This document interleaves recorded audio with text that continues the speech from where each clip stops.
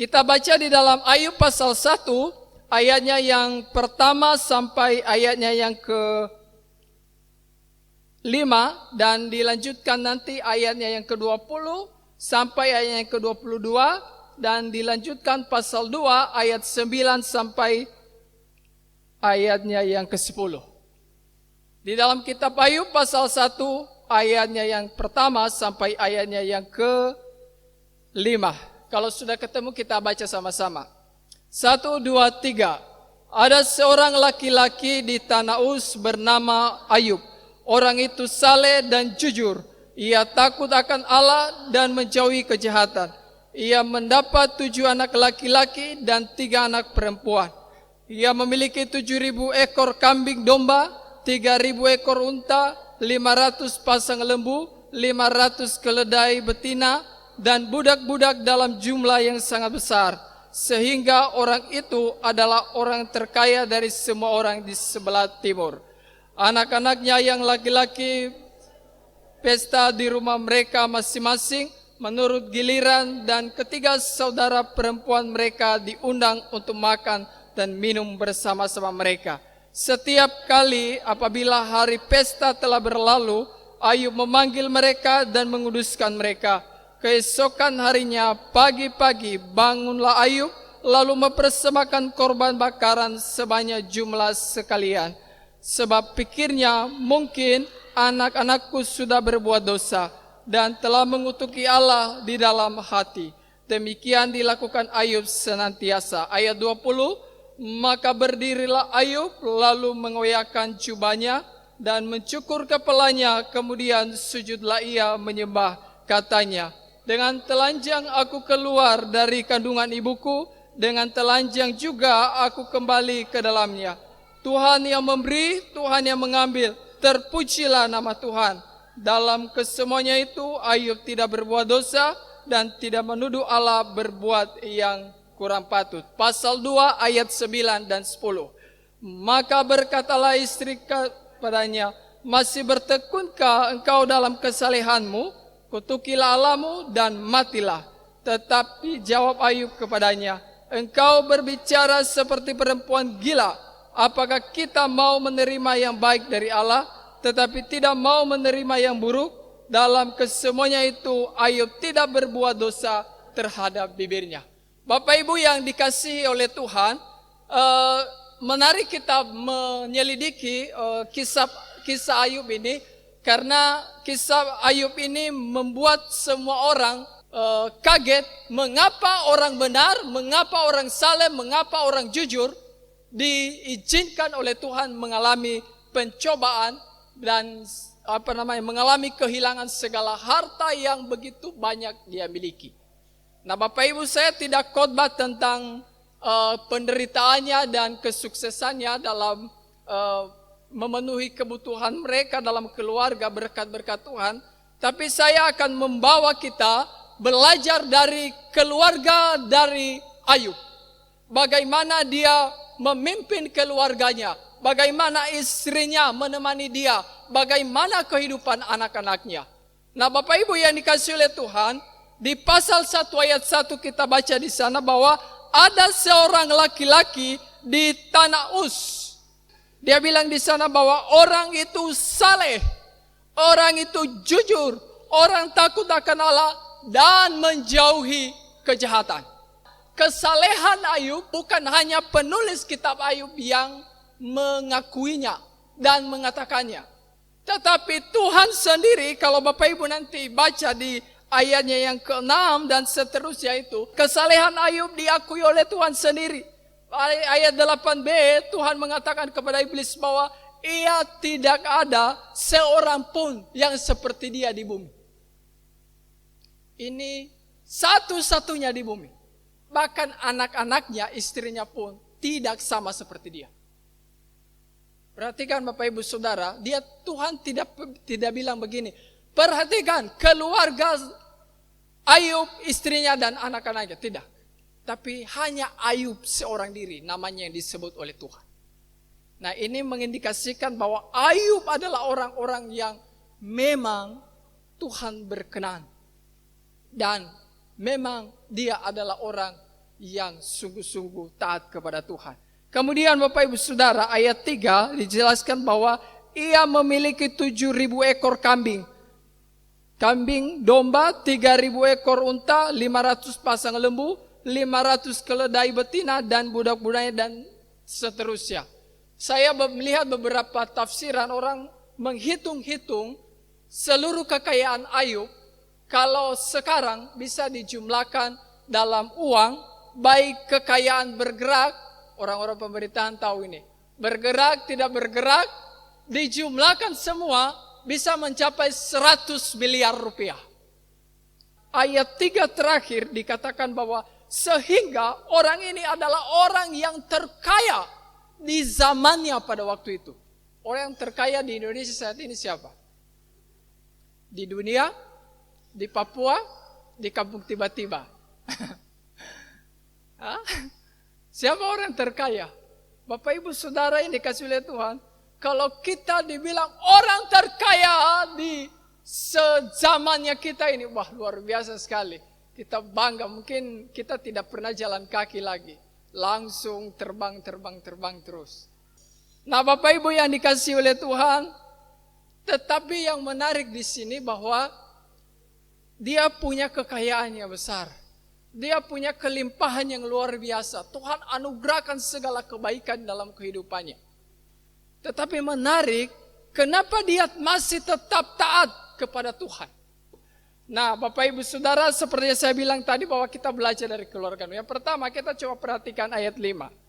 Ayat 5 dikatakan bahwa setiap kali apabila hari pesta telah berlalu, Ayub memanggil mereka. Siapa yang dia panggil? Adalah anak-anaknya, adalah keluarganya, adalah orang-orang yang Tuhan anugerahkan kepadanya di dalam keluarganya. Bapak Ibu Saudara, kepedulian Ayub dibuktikan dengan dia membawa anak-anaknya berjumpa dengan Tuhan dalam persekutuan dalam beribadah. Kepedulian Ayub dijelaskan di situ bahwa ia memberikan persembahan kepada Tuhan pagi-pagi hari. Dan ia menguduskan mereka. Kenapa? Karena Ayub berpikir, jangan-jangan anak-anak saya ini telah berbuat dosa, mengutuki Allah di dalam hatinya saat mereka mengadakan pesta bersama-sama dengan saudara-saudaranya. Kekayaan terbesar yang dimiliki oleh Ayub bukanlah apa yang kelihatan, bukanlah apa yang bisa dijumlahkan dengan matematika di atas kertas, tetapi kekayaan yang terbesar di dalam diri Ayub adalah bagaimana dia menjalankan kehendak Tuhan di dalam dirinya. Bagaimana dia membangun relasi yang baik dengan Tuhan. Dan ini yang dia lakukan. Dia ajak anak-anaknya. Dia bawa anak-anaknya. Supaya anak-anaknya boleh mempunyai relasi yang baik dengan Tuhan. Kita lihat di pasalnya yang kedua ayat 9 nanti. Nanti akan saya jelaskan. Bahwa ketika Ayub diizinkan oleh Tuhan, dicobai oleh iblis, diuji oleh iblis, maka siapa istrinya akan bilang, sudah kutuki Tuhanmu, dan kalau bisa mati saja sudah. Nah Bapak Ibu, tetapi Ayub, dia tidak mengutuki Allah, dia tidak menghujat Allah, dia tidak menyalahkan Tuhan.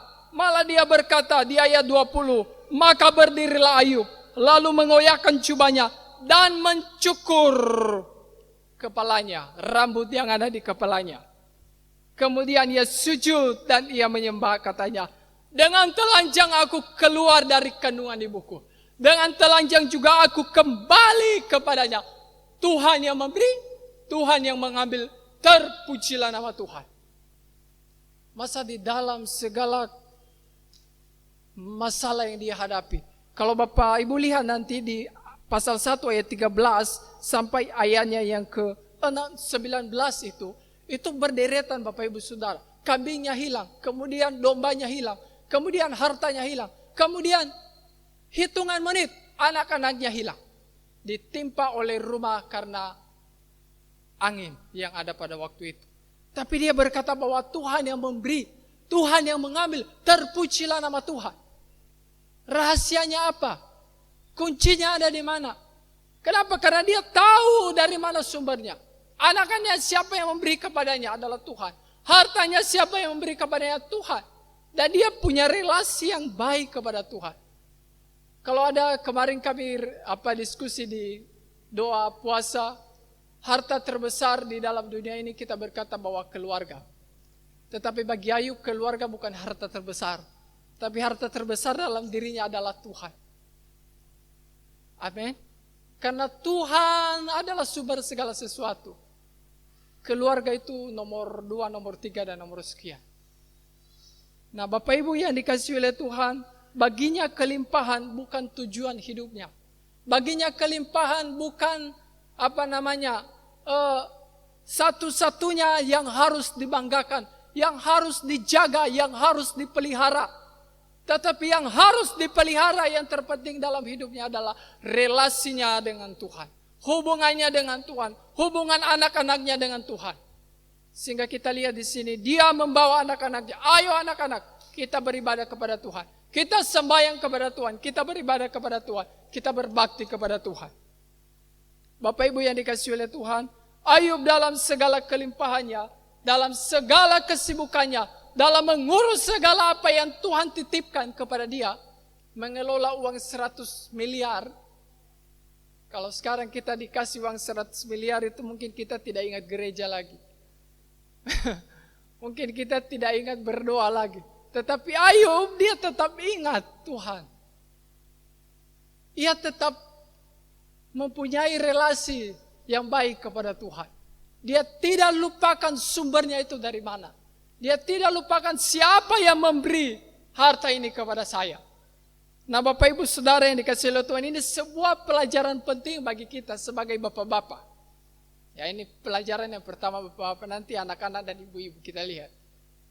Pelajaran penting bagi seorang bapak punya kewajiban untuk memimpin anak-anak, membawa mereka berjumpa dengan Tuhan. Kegagalan terbesar kita sebagai orang tua, saya kasih tahu hari ini, bukan karena kita gagal menyekolahkan anak kita.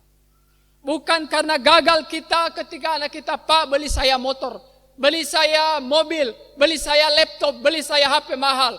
Bukan. Kegagalan kita bukan ketika anak kita tidak bisa beri hadiah waktu dia hari ulang tahun. Tidak. Tetapi kegagalan terbesar dalam kehidupan orang tua ketika anak-anaknya dia gagal membawa anak-anaknya berjumpa dengan Tuhan. Beribadah kepada Tuhan, berbakti kepada Tuhan. Mari kita bangkitkan. Selain kita memenuhi kebutuhan jasmani mereka, selain kita bekerja pagi, siang, sore, malam, kita memenuhi segala kebutuhan mereka secara jasmani. Tetapi pesan terpenting, tugas tanggung jawab terpenting adalah membawa mereka, mengajarkan mereka jalan yang benar, jalan menuju kepada kehidupan di akhir zaman. Bapak Ibu yang dikasihi oleh Tuhan, kalau lihat di dalam Ulangan pasal 6 ayat 7, di sana dicatat bahwa apa yang kuperintahkan kepadamu hari ini haruslah engkau perhatikan, harus engkau mengajarkannya berulang-ulang kali kepada anak-anakmu. Bukan hanya satu kali, berulang-ulang. Kenapa harus berulang-ulang? Supaya anak-anak itu di dalam keluarga mereka bisa memahami, mengerti, dan mengetahui, dan firman Tuhan tertancap di dalam pikiran mereka. Nah, dilanjutkan ya, apabila engkau sedang di rumah, apabila engkau sedang di dalam perjalanan, apabila engkau berbaring, apabila engkau bangun. Nah, kalau kita salah mengerti firman ini, ayat ini kita bilang, berarti tidak usah bekerja. Saya cukup ajarkan saja kebenaran-kebenaran. Tidak juga Bapak Ibu.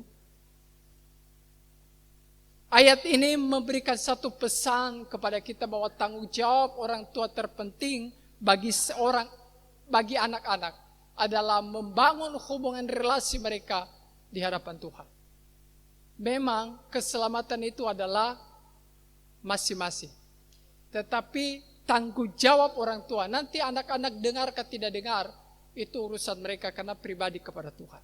Yang penting kita sebagai orang tua kasih tahu, beritahu, sampaikan kepada mereka. Bapak Ibu, ada orang tua yang hari ini anaknya betul dia jalankan. Anak-anak ini hari Minggu, sudah jam 7, pergi ke sekolah Minggu. Tapi pas hari Minggu, bapaknya tidak mau datang. Dia tinggal di rumah dan tidur, tidak tahu bikin apa. Bapak Ibu, Saudara, kita belajar dari Ayub. Ayub bukan tipe orang yang tahu memerintah. Dia bukan tipe orang yang tahu hanya menyuruh, ayo pergi kita ibadah. Tapi dia sendiri tinggal di rumah. Dia adalah tipe orang yang berkata dan menjalankan.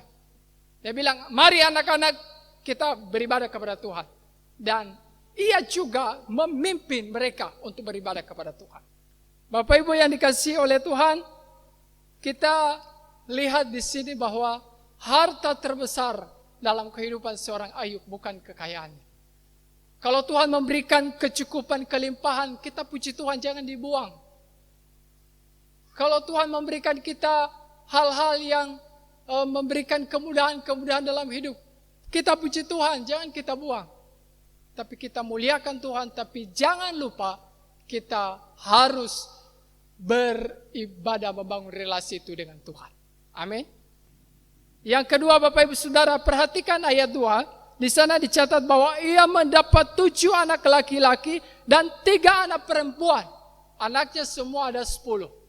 Yang menjadi pertanyaan saya di sini, mengapa istrinya tidak disebut? Apakah istrinya tidak masuk di dalam anggota keluarganya? Apakah istrinya tidak masuk sebagai anggota keluarga Ayub? Bapak Ibu Saudara, nama istrinya, namanya pun tidak disebut. Tapi tulisan istrinya muncul di pasal 2 ayatnya yang ke-9. Ketika Ayub diizinkan oleh Tuhan mengalami pencobaan, sudah tidak ada apa-apa lagi, sudah tidak punya apa-apa lagi. Maka berkatalah istrinya kepada, masih bertekunkah kau dalam kesalehanmu, hai Ayub? Dalam terjemahan bahasa Indonesia sehari-hari, saya lihat di sana bahwa maka berkatalah istrinya kepadanya, masihkah engkau berpegang teguh kepada kesalehanmu? Kutukilah Allah, lalu matilah. Bapak Ibu yang dikasihi oleh Tuhan,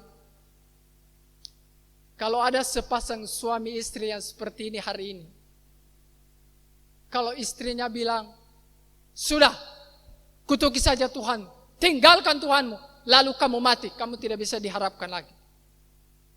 Bapak-bapak responnya bagaimana? Bilang, enak saja, kamu hanya menikmati yang baik-baik saja. Kamu hanya mau kepada saya ketika saya punya ini. Ketika saya ada dalam kesukaran besar, kamu tinggalkan saya. Cinta apa yang ada di dalam dirimu? Nah, Bapak Ibu Saudara yang dikasihi oleh Tuhan, kita lihat di situ ayat yang ke-10, Ayub marah kepada istrinya. Dia bilang bahwa engkau sama seperti orang gila. Nah, kalau kita baca ini, padahal ayat berikutnya dikatakan bahwa Ayub tidak berdosa. Mengapa tidak berdosa, Bapak Ibu Saudara? Karena kemarahan Ayub di sini adalah sama seirama dengan kemarahan Tuhan kepada istrinya. Jadi jangan pikir bahwa ketika marah itu adalah semua dosa, tidak. Kalau kemarahan kita sesuai dengan kemarahan Tuhan, itu tidak dosa. Dan kita lihat di sana bahwa dia bilang, masihkah engkau bertekun di dalam kesalehan? Ayub, kamu tidak bisa diharapkan lagi. Sudah, kalau perlu kita pisah. Kata-kata yang sekarang terjadi, kita lihat di televisi. Dia tidak bisa menafkahi saya lagi. Dia tidak bisa memberikan saya ini harta gono gini dan segala macam. Sudah, kita bisa cerai. Yang dipikirkan istrinya, Bapak Ibu Saudara, tahu apa? Bahwa ketika mengikut Tuhan itu semuanya aman. Semuanya sehat. Semuanya dilindungi oleh Tuhan. Dicukupkan oleh Tuhan. Kalau kita mengalami yang begini-begini, ini Tuhan macam apa? Sehingga dia bilang, kutuki saja Tuhan. Kalau kita harus mengorbankan diri, ini tidak beres. Mengikut Tuhan macam model apa ini? Tidak baik, tidak benar. Tetapi yang dipikirkan Ayub bukan kepada apa yang kelihatan. Tetapi bagaimana ia bisa menjalankan kehendak Tuhan terjadi di dalam dirinya. Sehingga ketika dia dalam kesengsaraan, Bapak Ibu Saudara, Kita lihat di sana dia sungguh-sungguh luar biasa bertekun di dalam kesalehannya. Nah, kita lihat di sini Bapak Ibu Saudara, yang sering menghalangi kita untuk mengikut Tuhan, menjalankan kehendak Tuhan itu bukan orang lain. Bukan orang seberang, bukan tetangga seberang, bukan. Yang sering menghalangi kita melakukan dan melaksanakan kehendak Tuhan itu seringkali orang-orang yang dekat dengan kita. Dan di sini dialami oleh Ayub, yaitu istrinya. Kemungkinan istri Ayub ini adalah istri yang mempunyai motivasi yang salah ketika ia menikah dengan Ayub. Karena Ayub sudah hidup enak, sudah aman secara jasmani, maka dia mau menikah. Tidak apa-apalah, soal cinta-cinta nanti itu bisa dibangun. Soal sayang-sayang itu masih bisa dibangun. Yang penting ada ini dulu. Ada ini dulu, itu aman semua terjadi. Nah Bapak Ibu Saudara, motivasi menikah apa? Kalau motivasi kita menikah kepada seseorang karena kita lihat secara jasmani, maka tinggal tunggu waktu ke depan, kita akan kecewa dan dikecewakan. Karena ada perubahan-perubahan yang terjadi di sana. Yang belum menikah, jangan sandarkan cintamu. Jangan jatuhkan cintamu ketika engkau melihat dia naik Kawasaki. Jangan jatuhkan cintamu ketika kamu melihat dia sedang dandan dan luar biasa. Luar biasa, cantik dan ganteng. Jangan jatuhkan cintamu ketika engkau melihat dia memakai baju yang licin dari awal, dari kepala sampai rambut juga sisir mati semua. Kenapa? Satu kali nanti kita akan kecewa. Tinggal tunggu perubahan itu terjadi, maka kita mau berkata seperti Ayub. Bah, kalau dulu saya sudah tahu kamu seperti ini, mending saya tidak usah menikah dengan kamu. Dan yang kedua Bapak Ibu Saudara, kemungkinan istri Ayub ini adalah salah motivasi dalam mengikut Tuhan. Seperti yang saya jelaskan dari awal tadi, mungkin dia pikir bahwa mengikut Tuhan itu aman-aman saja, sejahtera saja, aman, dan semua tercukupi. Tapi tidak demikian Bapak Ibu Saudara. Apa yang dialami oleh Ayub adalah contoh bagi kita hari ini, untuk kita mempunyai motivasi yang benar dalam mengikut Tuhan. Nah Bapak Ibu yang dikasihi oleh Tuhan, yang ketiga, yang terakhir, kita lihat dari anak-anaknya. Ayat 2, anak-anaknya disebut tadi 7 laki-laki dan 3 perempuan. Di dalam ibadah keluarga Bapak Ibu Saudara, kalau ikuti di online tanggal 16, kalau tidak salah 16 Juni 2020, 2 minggu yang lalu ya, kalau tidak salah Pak Gembala sudah menyampaikan bahwa iman kekristenan itu bukan iman yang otomatis. Bukan iman yang warisan. Bapak saya beriman, maka saya juga beriman. Bapak ibu saya beriman, maka saya beriman. Tidak demikian Bapak Ibu Saudara. Dan kemungkinan ini yang terjadi kepada anak-anak Ayub. Alkitab tidak menjelaskan memang apakah anak-anak Ayub ini mengikuti cara hidup ayahnya, cara hidup bapaknya. Tetapi yang jelas dicatat di sana bahwa Alkitab memberikan keterangan bahwa anak-anaknya selalu mengadakan pesta, minum anggur, bersenang-senang menurut giliran, dari yang tua sampai nomor 2, nomor 3 sampai nomor 7. Nah, tentu hal ini tidak menjadi salah Bapak Ibu Saudara. Menikmati berkat Tuhan tidak salah, asal dengan cara yang benar, asal dengan aturan yang benar. Akan menjadi salah jika pesta yang mereka lakukan adalah pesta yang hura-hura, hanya mau menikmati apa yang ada, tidak mau tahu dari mana sumbernya, tidak mau tahu cara dapatnya bagaimana, tidak mau tahu segala sesuatu.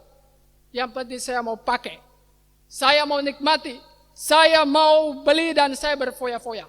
Akan menjadi salah di situ. Lalu kita mendapat keterangan di sana mengapa Ayub menguduskan mereka. Di ayatnya yang keberapa tadi itu ya? Ayatnya yang kelima dan seterusnya. Setiap kali mereka selesai beribadah, berpesta, setiap selesai mereka berkumpul-kumpul, Ayub menguduskan mereka. Kenapa? Karena Ayub beranggapan bahwa jangan-jangan mereka ini sudah mengutuki Allah di dalam hatinya, telah berbuat salah di hadapan Tuhan. Bisa jadi pesta yang mereka lakukan hanya karena senang-senang. Kalau hanya senang-senang menikmati apa yang baik yang ada, menikmati harta dari orang tuanya dengan cara yang tidak benar, menghabisi harta orang tuanya, nah ini menjadi bahaya. Ini menjadi celaka dan ini masalah. Dan mengapa mereka tidak disebut orang saleh? Kemungkinan mereka tidak ikut seperti bapak mereka. Dan hanya nama Ayub yang disebut di sana. Orang saleh, orang jujur. Anak-anaknya tidak disebut. Nah Bapak Ibu Saudara, kita lihat di dalam keluarga orang Kristen hari ini, ada banyak anak-anak yang model seperti ini. Hanya mau menikmati apa yang telah ada. Hanya mau menikmati apa yang telah tersedia. Taunya yang ada. Yang tidak ada saya tidak mau tahu. Yang penting, Ma, saya minta uang 100 ribu, saya mau pergi. Ma, saya mau minta belikan saya motor. Ma, saya kasihkan uang saya 1 juta. Ma, Bapak kasih saya ini semua dan semua. Ini model anak-anak sekarang hari ini. Tapi kalau diajak, ayo nak kita beri ke bekerja. Ayo nak bantu orang tua begini-begini. Saya tidak mau. Saya maunya pakai saja apa yang telah ada. Apa yang sudah tersedia. Ini anak-anak model macam apa yang seperti ini. Nah Bapak Ibu Saudara yang kasih oleh Tuhan, anak-anak di dalam keluarga, mari kita hidup baik-baik. Mari kita jadi anak-anak yang tahu memakai. Mari kita juga jadi anak-anak yang tahu mencari. Amin. Mari kita menjadi anak-anak yang mau memakai. Dan kita juga mau menjadi anak-anak yang mau membantu orang tua. Mengusahakan segala sesuatu yang tidak ada. Jangan hanya kita berkata, Mak, Pak, kasih saya ini, kasih saya ini, kasih saya ini, kasih saya ini. Tapi kita sekali tidak mau bantu mereka, tidak mau tolong mereka. Nah Bapak Ibu yang dikasih oleh Tuhan, hari ini kita sudah belajar bagian ini. Tuhan memberkati kita semua, mari kita berdoa.